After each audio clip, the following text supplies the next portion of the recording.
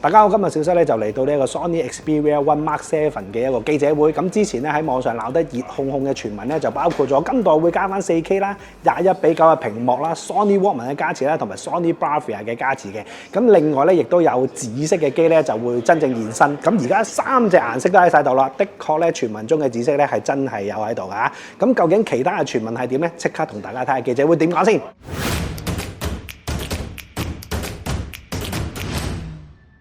我哋新機啦 ，Xperia One Mark 7啦，新嘅 Sony 嘅 AI 為 Xperia Intelligence 啦。呢部機亦都會有翻 Google Gemini 嘅 support 啦。超廣角鏡頭咧個 sensor size 會大咗2.1倍啦，都會見到佢個噪訊嘅含量咧都會比以前少好多嘅。多燈嘅位置咧，其實個解像度咧都會再高翻啲，同埋你會見到係鮮豔啲嘅。咁今代咧，我哋亦都有個新嘅功能叫做 Ultra HDR， 重點嘅光源位置啦，其實個處理咧就會再比之前好啲嘅。如果你用 Xperia One Mark 7去睇翻呢張相咧，你就會見到咧就好大分別㗎啦。首先我哋會用咗我哋嘅 AI 功能去追焦先啦，我哋會 track 住我哋嘅主體透過佢嘅骨架啦。喺右邊上面咧，其實個畫面係非常之穩定嘅。咁原因咧就係用咗呢一個新嘅 AI camera work 啦，令到我哋拍片嘅時候都可以好似用緊 gimbal 咁樣。Auto framing 咧簡單少少講咧，就係我哋同時拍2條影片，第一條片全畫面啦，第二條片就係我哋追住呢個小朋友，其二我哋係完全唔需要喐嘅。透過有 Walkman 嘅 support 咧，音訊啦，佢嘅音壓等級咧，其實提升咗大概10% 左右嘅，同上一代比。暫時唯一一部啦，其實仲會有3.5mm 插孔嘅旗艦機。呢個 AI 咧，同我哋睇嘅片嘅內容咧，其實會有啲少少溝通啦。其實令到部機知道我哋究竟幾時要光少少、鮮豔少少，個效果要重少少。個電量啦，我哋保持住5000mAh，但係其實佢係做到36加嘅小時嘅影片播放時間啦。佢亦都會提升去到 Snapdragon 嘅 8 Gen Elite 啦。咁去到發售日咧就係5月23號，咁其實佢512 G 佢會10999啦，256 G 咧係10199。咁啊啱啱咧記者會翻到嚟啦，咁我哋咧就見到咧呢一個 Sony Xperia One Mark 7啊，咁一個第7代嘅機咧，其實基本上咧喺嗰個屏幕上邊同埋咧呢一個比例咧都係沿用翻咧 Mark 6嘅，咁即係話冇4K屏幕同埋唔會21:9嘅一個比例啦。咁但係咧喺今代嚟講咧喺個 AI 功能上邊咧，影相同埋拍片咧都有幾唔錯嘅一啲提升喎。有一個咧就叫做 Auto Framing 嘅東西咧，就係可以將你一個橫倒嘅影片啊，就會自動同你咧就 cap 埋一個直倒嘅片，咁咧其實呢個我覺得幾方便。直倒嚟講咧，有時我哋拍完咧都要翻去 studio 咧就再做 editing 嘅。咁但係如果而家佢可以一次過咧拍晒2條片喺度咧，我覺得就非常之方便啦。咁另外咧就會有一個嘅鏡頭一個變形嘅修正啦，咁啊包括咗有一個人像模啦，同埋咧自拍鏡都可以嘅。咁而且咧亦都有好幾個咧 AI 嘅功能咧，譬如防手震嘅技術啊，咁可以呢一路追住啲小朋友拍嘅時候咧，喺嗰個手機上邊未有 gimbal 嘅情況咧，都可以做翻一個好勁嘅防手震。咁一陣間我哋都可以試埋嘅。佢仲會有埋呢一個嘅 Google Gemini 嘅，有好多嘅功能咧，可能都因為地區嘅關係咧，香港暫時未用得嘅。不過咧就係一圈即手啊，或者係一啲簡單嘅 AI 嘅功能咧，其實佢都可以用到。今代依然都係咧 keep 翻住呢個3.5mm 嘅耳機頭，同埋咧就用上呢個 Sony Walkman 嘅技術。咁譬如好似話3.5mm 呢個位置咧，佢用埋呢一個嘅鍍金技術嚟去令到咧個音色傳輸喺呢個有線耳機上邊咧都可以做得更加好。不如我哋而家咧就睇下部機今代同埋上代機身上邊有啲咩分別先。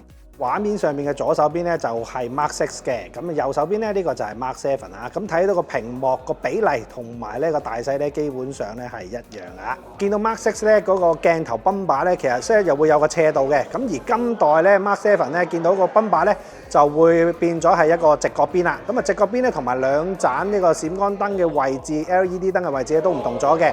咁啊亦都係維持住3支嘅鏡頭啊。咁啊 Mark 7咧最上嗰支鏡咧就係16mm嘅超廣角鏡嚟嘅。咁今代咧換上咗咧呢個嘅大 sensor，咁啊會見到咧嗰個畫質上邊會做得更加好。咁而中間呢個咧就係一個基本嘅廣角鏡頭24mm嘅，亦都係用翻咧呢個大 sensor 嘅寸數啊。咁而最低呢個咧就同上代差唔多啦，就係85至到170mm嘅光學變焦潛望鏡啊。咁3支嚟講咧，今次呢一支 Ultra Wide 嘅 sensor 咧就會有一個幾大嘅提升嘅。咁咧側邊咧亦都係維持住咧呢一個大細聲按鍵啦，中間咧就係指紋 sensor，同埋最低咧就會係一個嘅快門鍵啊。咁呢個係佢哋嘅傳統啊。咁咧機頂上面咧仍然維持住呢個3.5mm嘅插頭位啊，咁啊非常重要。咁機底咧就一模一樣啦，咁啊仍然都係一個 Type C 嘅插口位，同埋咧呢個卡槽加呢個 Micro SD 卡嘅卡槽啊。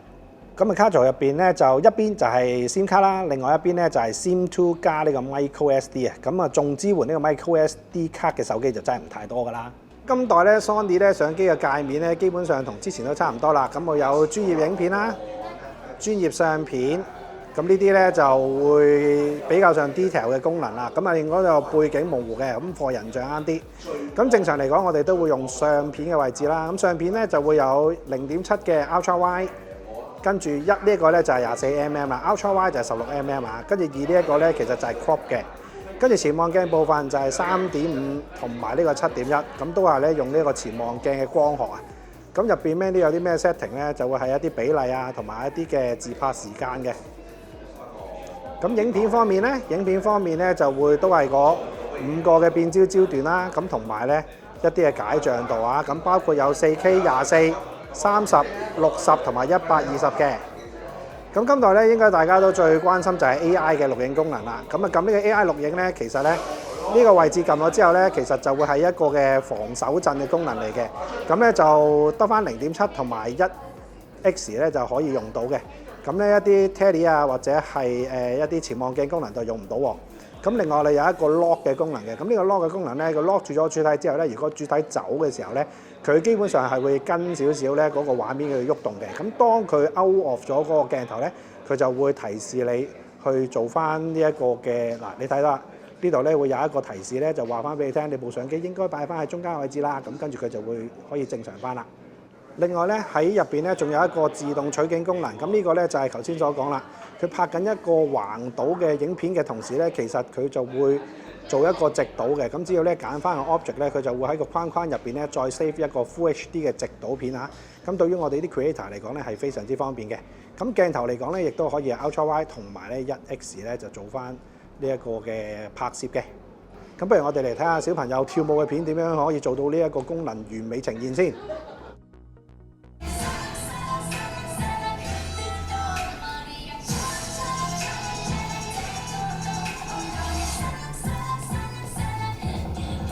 嗱，而家咧我就用緊呢個 AI 嘅錄影功能咧，拍攝住呢一隻狗仔咧嘅跑動。咁我自己咧亦都走咗幾個 round 嘅。咁大家見到咧，其實喺個畫面上邊咧都幾穩定啊。咁啊，呢個功能咧個 AI 功能都係有啲料到嘅。咁我哋而家嚟試下呢個面部失真校正嘅。咁咧喺個 menu 入邊咧，我哋入去目錄。咁咧碌落去咧有一個叫面部失真校正嘅。咁呢個面部失真校正嘅位置咧就有個自動同埋關閉嘅。咁選擇咗自動之後咧，個相機就會 detect 到你有人樣咧，佢就會幫你修正翻呢個面部嘅變形噶喎。而家咧我就用呢一個嘅 Ultra Wide 嘅鏡頭咧，就開埋呢一個嘅面部失真修正功能咧，就同 model 妹妹一齊影嗰張相啦。咁大家睇下個效果啊！跟住喺記者會度我都見到 Wei 媽嘛，咁所以咧就揾埋佢一齊咧嚟去試埋呢一個自拍鏡頭嘅面部失真效果究竟係點啦。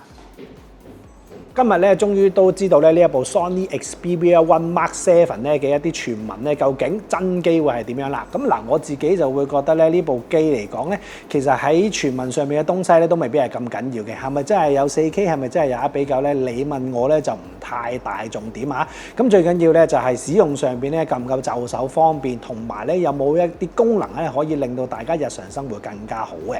咁呢部機嚟講咧，其實都係喺相機上邊咧就有好多新嘅功能。譬如一啲 AI 嘅防震啊，一啲 AI 嘅功能，而我覺得最正咧，而家呢一刻咧都係一個 auto framing 嘅功能咧，就可以拍橫倒片嘅時候咧，直接俾埋個直倒你嘅。咁其實喺 social media 嘅分享上面咧，係會非常之方便啊。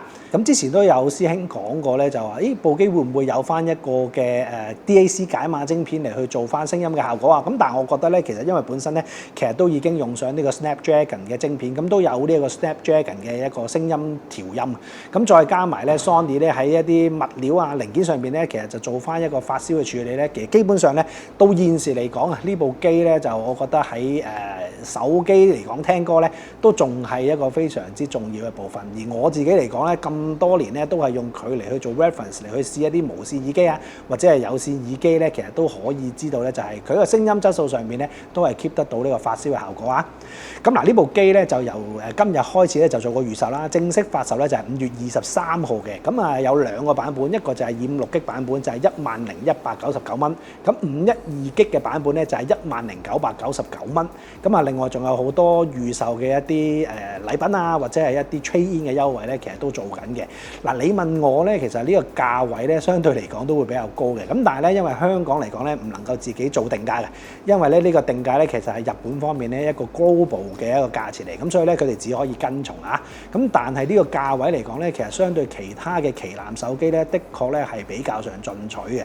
咁究竟咧喺呢一個手機市場上邊 Sony Xperia One 呢一個系列，究竟喺今年嚟講咧，可唔可以咧再下一城咧，就令到更加多用戶咧回歸翻佢嘅懷抱咧？咁我哋都要睇翻咧跟住落去嘅口碑同埋咧大家用上嘅效果係點。咁我哋當然就會借呢部機翻去同大家實試一下咧，佢各種唔同嘅功能同埋今代聽歌會唔會真係靚咗咧？呢個我都非常之期待啊！咁大家咧就希望就 subscribe 我哋嘅 channel， 撳埋個鐘仔，等我哋嘅新片通知你嘅時候咧，你就會知道究竟呢部機究竟值唔值得你大家入手啦。